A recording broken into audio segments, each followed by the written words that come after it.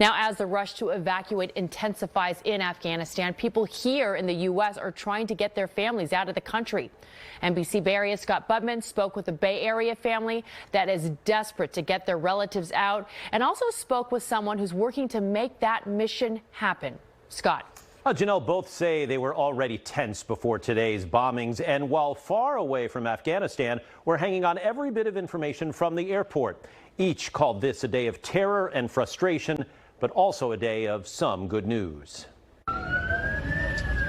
As chaos unfolded in Kabul, Sophia Ackerman watched the horror from San Francisco. It's just been a complete nightmare. Sophia has spent days trying to get family members out of Afghanistan, family members who, because they ran a school for women, are likely targets of the Taliban. We intimately understood that my sister-in-law and her father and her family would be executed because of the work that they did to advance women's rights. It's awful. It's just such a horrifying situation there right now. A situation that got even worse as bombs went off and the crowd of people begging to get into the airport and onto a plane. Think of it as if you're at a rock concert, right? And everybody's crammed against the front stage. Retired Special Ops Major Glenn Ignazio is part of a team that has already brought more than 100 people out.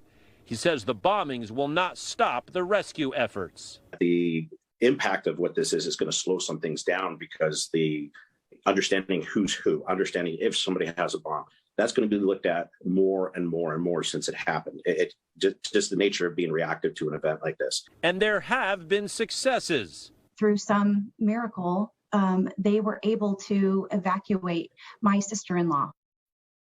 Sophia says she's still battling to find ways to get more family members out of Afghanistan. Major Glenn Ignazio says the people he's working with on the ground at the Kabul airport are safe and are working as we speak to help bring more people out. It is such a stressful time. Thank you.